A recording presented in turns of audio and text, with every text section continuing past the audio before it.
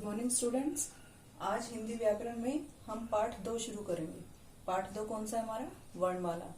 ठीक है, चलिए देखते हैं वर्णमाला क्या होती है। सबसे पहले हम देखेंगे वर्ण। वर्ण क्या होता है?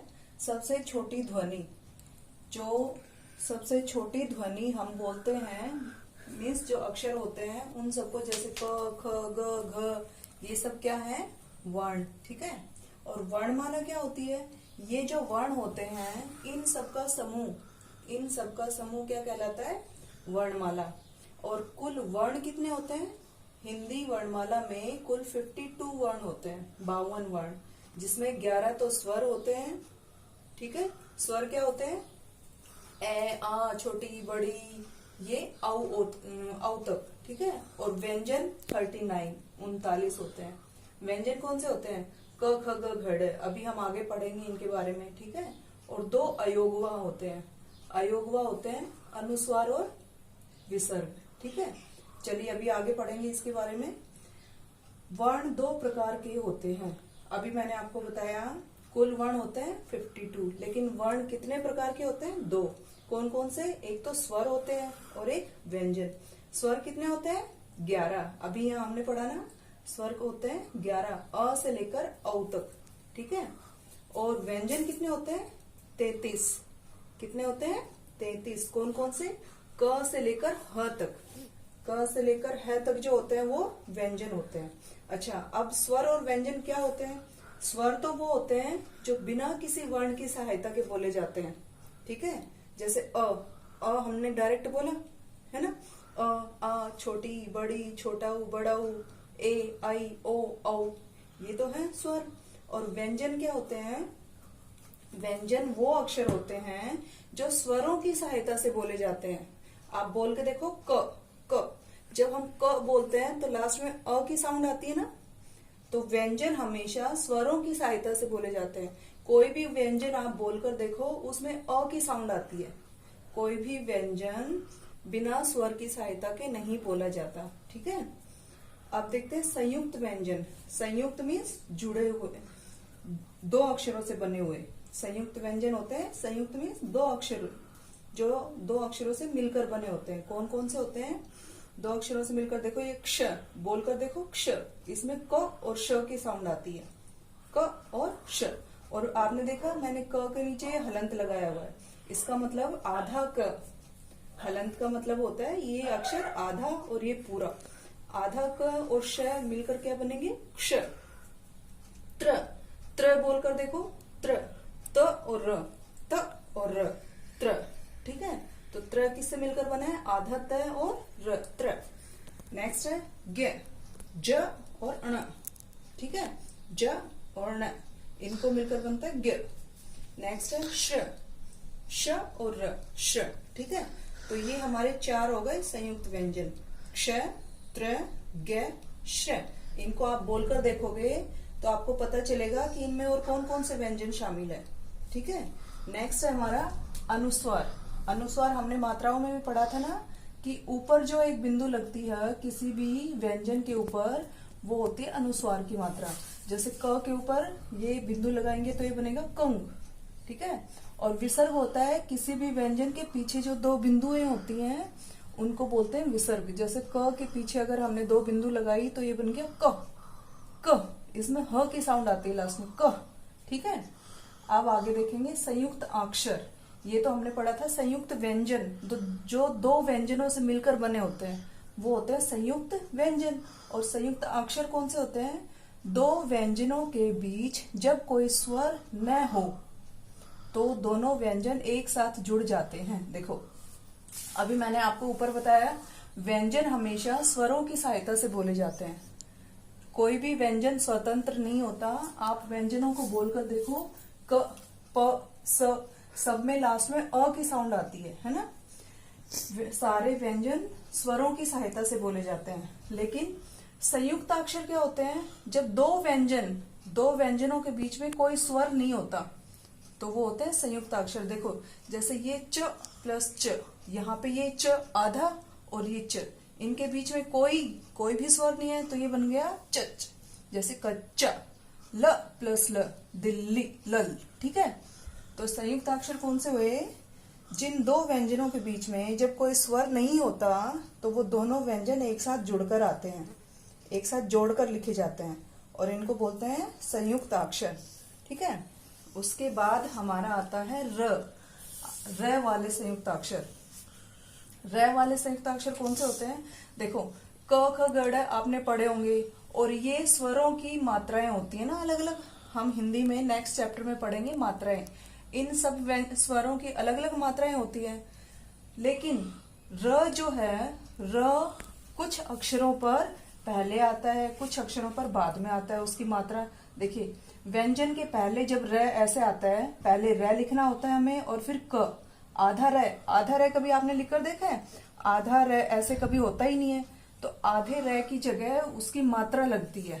आधा र इस तरह से आता है, जैसे अगर किसी व्यंजन के पहले आधा र आएगा तो वो ऊपर जाएगी उसकी मात्रा, इसको बोलेंगे रक। क्या बोलेंगे? रक। ठीक है। जैसे फर्क बोलकर देखो, फर्क, फ और क के बीच में इसकी साउंड आ रही है, फर्क। तर्क, इसमें त और क के बीच में इस र की साउंड आ रही है। ठीक है। तो ये तो हो गया किसी भी व्यंजन के पहले र बोलना। अब व्यंजन के बाद में जब र आता है तो उसको कैसे लिखेंगे? किसी भी अक्षर के नीचे, यहां पर, जैसे क र, क्र, क र, क्या बनेगा? क्र।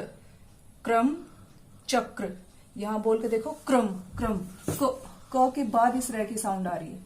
यहां हमने बोला तो क की र की साउंड है क से पहले आ रही है और यहाँ र की साउंड क के बाद में आ रही है। तो जब आधा र हमें लिखना होता है तो वो इस तरह से लगेगा। अगर अक्षर से पहले आ रहा है किसी से तो ऊपर लगेगा और बाद में लिखना हो तो ऐसे अंदर मात्रा आएगी इसकी। ठीक है। और हाँ, दो अक्षर हैं ट और ड। ट पर र की मात्रा जब लगानी होती है हमें तो ट पर र की मात्रा इस तरह से नीचे लगेंगी, जैसे ट प्लस र, ट्र, ड प्लस र, ड्र, ट्र, ट्रक, ड्र, ड्रम, ड्रग। ठीक है। अब एक है हमारा री ऋषि। री ऋषि की मात्रा हमेशा किसी भी अक्षर के नीचे इस तरह से लगती है, जैसे क प्लस री, क्या बनेगा? क्रे, क्री पा, क्रे शी। ठीक है। उसके बाद आता है हमारा त और र मिलकर क्या बनते हैं?